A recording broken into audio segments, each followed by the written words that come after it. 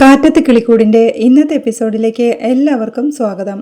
Video ആദ്യമായി കാണുകയാണെങ്കിൽ support ചെയ്ത് സബ്സ്ക്രൈബ് ചെയ്ത് ലൈക്ക് ചെയ്യാൻ മറക്കല്ലേ.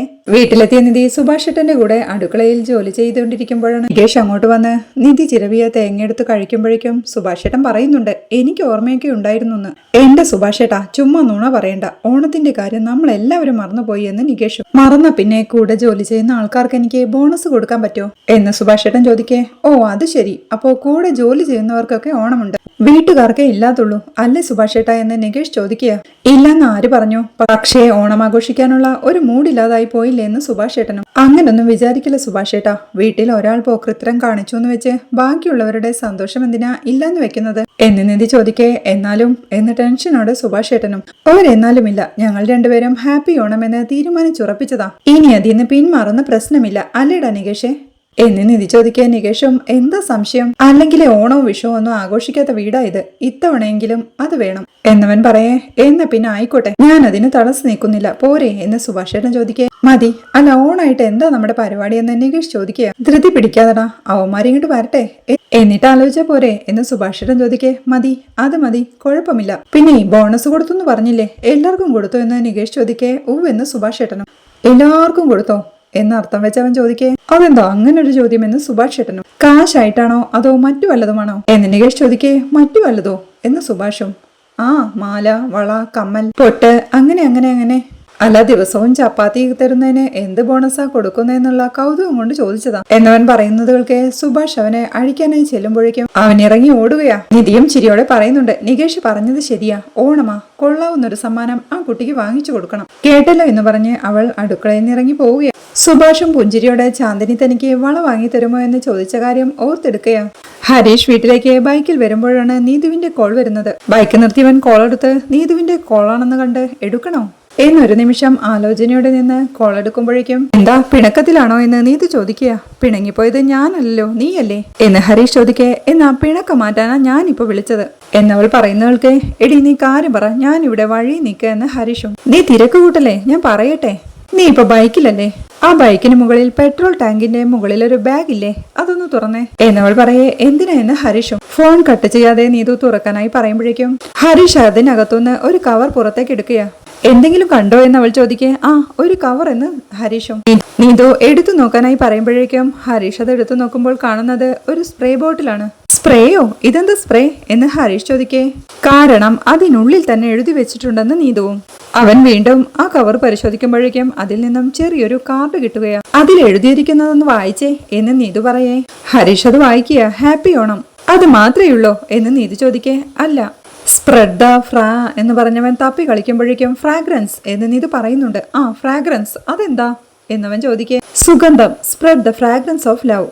മനസ്സിലായോ എന്നവൾ ചോദിക്കേ. അവനും പുഞ്ചിരിയോടെ ആ മനസ്സിലായി. അല്ല, ഇതെപ്പോഴാ ഇതിൻ്റെ ഉള്ളിൽ വെച്ചെന്ന് ഹരീഷ് ചോദിക്കുന്നുണ്ട്. നിനക്ക് നിന്റെ വീട്ടുകാരെ വിട്ടുള്ള ഒരു കളിയുമില്ലെന്നല്ലേ നീ പറഞ്ഞത്?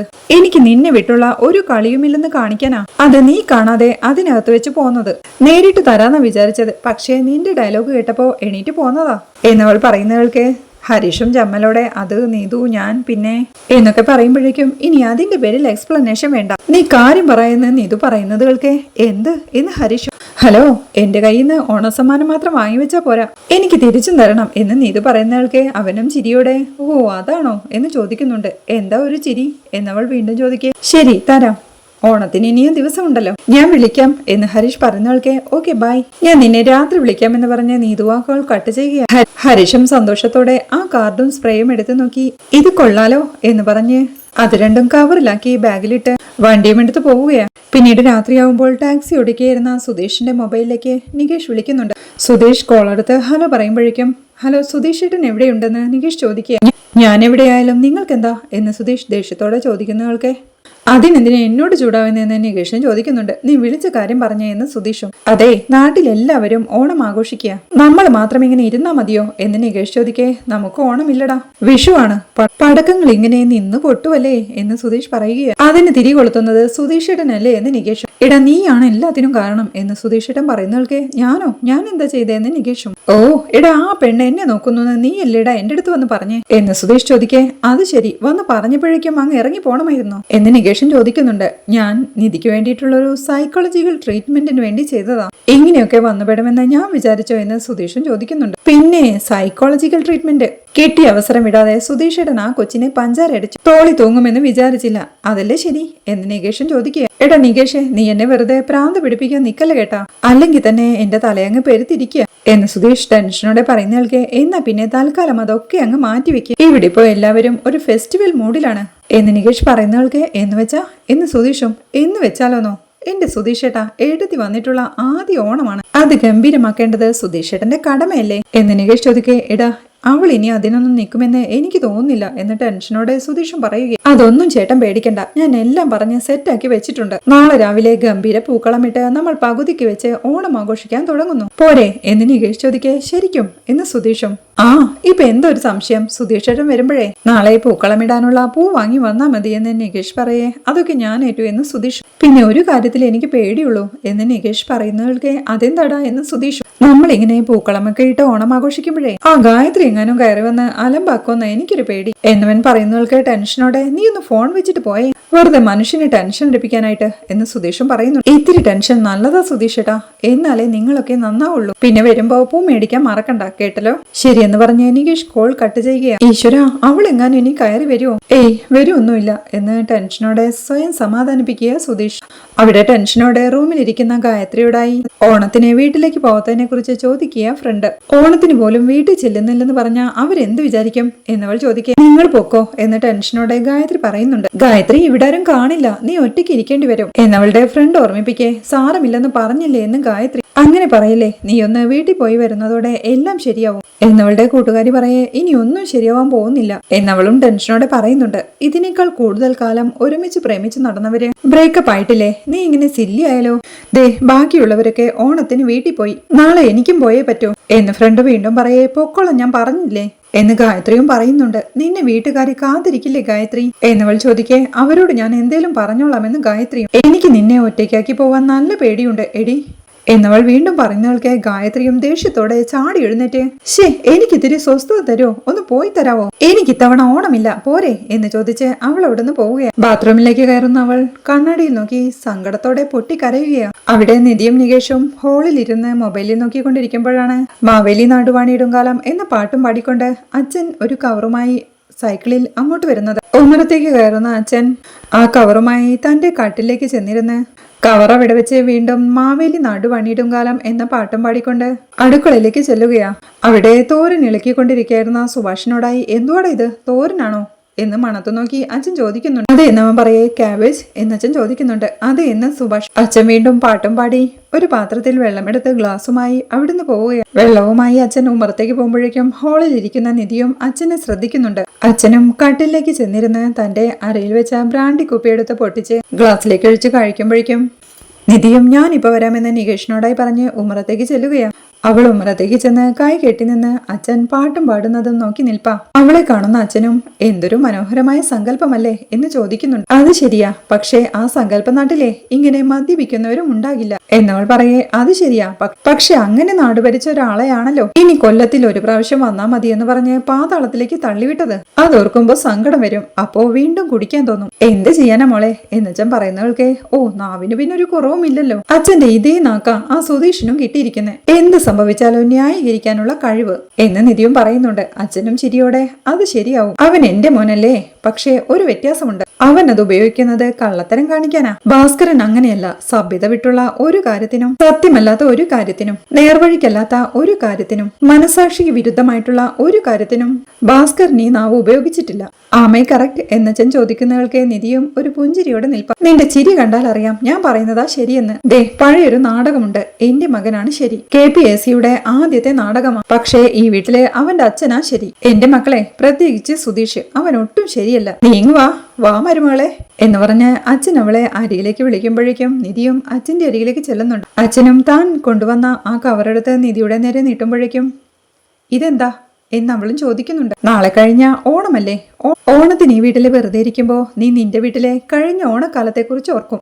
ഓണക്കൊടിയും പൂക്കളവും ഓണപ്പാട്ടും കളികളും ഒക്കെ ആയിട്ട് കഴിഞ്ഞിരുന്ന ആ കാലം നിനക്ക് ഓർമ്മ വരും. ആ സന്തോഷമെല്ലാം പോയത് ഈ വീട്ടിൽ വന്നതുകൊണ്ടാണെന്ന് നീ കരുതും. എന്റെ മകൻ കാരണമല്ലേ അതെല്ലാം നിനക്ക് സംഭവിച്ചത്. ഒരു ഓണക്കൊടി കൊണ്ടൊന്നും നിനക്ക് ആ സന്തോഷം തിരിച്ചു തരാൻ പറ്റില്ലെന്നൊക്കെ എനിക്കറിയാം. എന്നാലും ദാ ഇത് വെച്ചോ, ഒരു സെറ്റും മുണ്ടുവാ. ഓണത്തിന്റെ അന്നെങ്കിലും ഒരു ദിവസം മലയാളികളാവുന്നത് ഇതുപോലെ സെറ്റും മുണ്ടും ജുബയും ഒക്കെ ഇട്ടിട്ടാണല്ലോ. നീയും ഒരു മലയാളി പെൺകുട്ടി ആയിക്കോ. ദാ മോളെ, ദാ വാങ്ങിച്ചേ എന്നച്ഛൻ സന്തോഷത്തോടെ പറയുന്ന കേൾക്കെ നിധിയും സങ്കടത്തോടെ കണ്ണുനിറഞ്ഞ് ആ സമ്മാനം വാങ്ങി അച്ഛാ എന്ന് വിളിക്കുന്നുണ്ട്. അവൾക്ക് അറിയുന്നത് കണ്ട് അച്ഛനും എഴുന്നേറ്റ് കരയില്ലേ പെണ്ണെ, ചിരിക്ക്, ഓണമാ, മനസ്സ് തുറന്ന് ചിരിക്ക് മോളെ എന്നച്ഛൻ പറയേ നിധിയും കണ്ണീരോടെ പുഞ്ചിരിക്കുകയാ. ചെല്ല്, മാവേലിയെ ചവിട്ടി താഴ്ത്തിയതിന്റെ സങ്കടം എനിക്കിപ്പോ ഇവിടെ വെച്ച് തീർക്കണം. ചെല്ലെന്ന് അച്ഛൻ പറയേ നിധി കണ്ണുനീർ തുടച്ച് പുഞ്ചിരിയോടെ അകത്തേക്ക് കയറി പോവുകയാണ്. വീണ്ടും അച്ഛൻ അവിടെ ഇരുന്ന് പാട്ടും പാടി ബ്രാൻഡി അടിക്കാൻ തുടങ്ങുമ്പോഴാണ് ഹരീഷ് അങ്ങോട്ട് വരുന്നത്. ഉമ്മറത്തേക്ക് കയറുന്ന അവൻ ബ്രാൻഡി അടിക്കുന്ന അച്ഛനെ ഒരു നിമിഷം ശ്രദ്ധിക്കുമ്പോഴേക്കും ചിയേഴ്സ് എന്ന് പറഞ്ഞ് അച്ഛനും കഴിക്കുന്നുണ്ട്. തന്നെ നോക്കി നിൽക്കുന്ന ഹരീഷിനെ കണ്ട് അച്ഛനും എന്ന് ചോദിക്കേ അവനൊരു ചിരിയോടെ അകത്തേക്ക് കയറി പോവുകയാണ്. അത് കണ്ട് അച്ഛനും അമ്പരപ്പോടെ എന്നെ നോക്കി ചിരിക്കുന്നോ, ഇതെന്താ കഥ, ഇതിപ്പോ ഞാൻ ഫിറ്റായതാണോ അതോ എന്ന് പറഞ്ഞൊരു ബീഡി എടുത്ത് പോയിക്കാൻ തുടങ്ങുകയാണ് അച്ഛൻ. റൂമിലേക്ക് എത്തുന്ന ഹരീഷും നീതു വാങ്ങിത്തന്ന ആ സമ്മാനം വീണ്ടും എടുത്തു നോക്കുകയാണ്. Spread the fragrance of love എന്ന് ആ കാർഡിലുള്ളത് വീണ്ടും അവൻ വായിക്കുമ്പോഴാണ് അങ്ങോട്ട് വന്ന നികേഷ് പതുങ്ങി നടന്നു ചെന്ന് അവന്റെ പുറകിലൂടെ എത്തി നോക്കുന്നത്. Spread the fragrance of love through this city എന്ന് അതിലുള്ളത് എത്തി വലിഞ്ഞു വായിച്ചു നോക്കുന്ന നികേഷ് പെട്ടെന്ന് അവന്റെ കയ്യിൽ നിന്ന് ആ കാർഡ് തട്ടിപ്പറിച്ചെടുക്കുകയാണ്. അവനതുമായി ഓടുമ്പോഴേക്കും ഹരീഷും ഒരു ഞെട്ടലോടെ അവന്റെ പുറകെ ഓടുന്നുണ്ട്.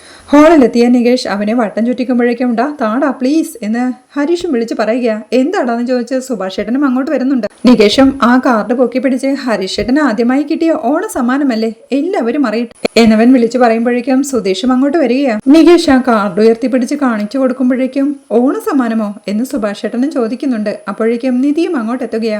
ആ നീതുവിന്റെ ഓണ സമ്മാനം എന്ന് പറഞ്ഞ് നികേഷ് ആ കാർഡിലുള്ളത് ഉറക്കെ വായിക്കുക. Happy Onam, spread the fragrance of love. എങ്ങനെയുണ്ട് എന്ന് നികേഷ് ചോദിക്കുന്നയാൾക്ക് അപ്പോ ഫ്രാഗ്രൻസ് പരത്താൻ എന്തെങ്കിലും കാണുമല്ലോ എന്ന് നിധിയും ചോദിക്കുക. ആ ഉണ്ടല്ലോ, ദാ ഒരു സ്പ്രേ എന്ന് പറഞ്ഞ് നികേഷ് ഹരീഷിന്റെ കയ്യിൽ നിന്ന് ആ സ്പ്രേ വാങ്ങിച്ചെടുത്ത് എന്തായാലും ഓണം ആഘോഷിക്കാൻ തീരുമാനിച്ചപ്പോഴേ വീട്ടിലുള്ളവർക്കെല്ലാം ഓണ സമ്മാനം കിട്ടിയല്ലോ, സന്തോഷം അല്ലേ എടുത്തി എന്ന് നികേഷ് ചോദിക്കേ നിധിയും പുഞ്ചിരിയോടെയും സന്തോഷത്തോടെയും എനിക്കുള്ള ഓണ സമ്മാനമേ നേരത്തെ കിട്ടി എന്ന് പറയുന്നവൾക്ക് നികേഷ് സംശയത്തോടെ സുധീഷിനെ നോക്കുക. ഹരീഷ് അപ്പോഴേക്കും നികേഷിന്റെ കയ്യിൽ നിന്ന് നിധുവിന്റെ ഗിഫ്റ്റ് എല്ലാം പിടിച്ചു വാങ്ങിക്കുന്നുണ്ട്. നിധി അപ്പോഴേക്കും അച്ഛൻ നൽകിയ ആ ഓണപ്പുടവുമായി അങ്ങോട്ട് വന്ന് ദാ ഇത് കണ്ടോ ഓണപ്പുടവ എന്ന് സന്തോഷത്തോടെ പറയുമ്പോഴേക്കും സുധീഷും ആകാംക്ഷയോടെ അത് നോക്കി നിൽപ്പാ. ഓണപ്പുടവയോ എന്ന് ചോദിച്ച് ഹരീഷ് അത് വാങ്ങി നോക്കുമ്പോഴേക്കും ഇത് എവിടുന്നാന്ന് നികേഷും ചോദിക്കുക. അച്ഛൻ വാങ്ങി തന്നതാ എന്ന് നിധിയും സന്തോഷത്തോടെ പറയുക. അപ്പോഴേക്കും സുഭാഷ് ഏട്ടനും അത് വാങ്ങി നോക്കി സൂപ്പർ എന്ന് പറയേ അങ്ങേർക്ക് ഇങ്ങനെയൊക്കെ തോന്നുമോ എന്ന് നികേഷും സംശയത്തോടെ ചോദിക്കുന്നുണ്ട്. തോന്നിയത് കൊണ്ടാണല്ലോ വാങ്ങിക്കൊടുത്തത്,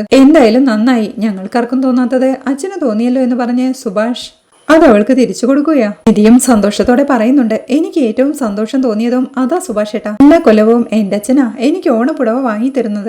ഈ വർഷം ഞാൻ അച്ഛാന്ന് വിളിക്കുന്ന ഒരാള് തന്നെ എനിക്ക് വാങ്ങി തന്നല്ലോ എന്നവൾ പറയുന്നത് ഉമ്മറത്ത് ബീഡിയും വലിച്ച് നിൽക്കുകയായിരുന്ന അച്ഛനും ശ്രദ്ധിക്കുന്നുണ്ട്. ഞങ്ങളൊക്കെ കൂടിയും ഒരു ഓണപ്പുടവ മേടിച്ചു തരുന്നുണ്ട് അല്ലേ സുഭാഷ് ഏട്ടാ എന്ന് നികേഷ് സുഭാഷിനോടായി ചോദിക്കുമ്പോഴേക്കും അതെ, പക്ഷേ ആദ്യം കിട്ടുന്നതിന്റെ സന്തോഷം ഒന്ന് വേറെ അല്ലേടാ എന്ന് സുഭാഷ് പറയുന്നവൾക്ക് അച്ഛനും പുഞ്ചിരിയോടെ നിൽപ്പാ. മോൾ അത് അകത്ത് കൊണ്ടുവയ്ക്കേ, നമുക്ക് കഴിക്കാൻ നോക്കാം എന്നവളോടായി പറഞ്ഞ് സുഭാഷ് അടുക്കളയിലേക്ക് പോകുമ്പോഴേ സുധീഷും അവിടുന്ന് പോവുകയാ. അവനെ ഒന്ന് ശ്രദ്ധിച്ച് ഹരീഷും നികേഷിനോടായി പറയുന്നുണ്ട്. എടാ നികേഷേ, നമ്മുടെ ഏട്ടത്തിക്കുള്ള സമ്മാനം ആദ്യമേ കിട്ടിയിട്ടുണ്ട്. ഏട്ടത്തിയെ അത് മറന്നതാന്ന്. എന്ത് സമ്മാനം എന്ന് നികേഷ് സംശയത്തോടെ ചോദിക്കുന്നയാൾക്ക് സുധീഷും സംശയത്തോടെ അങ്ങോട്ട് വരുന്നുണ്ട്.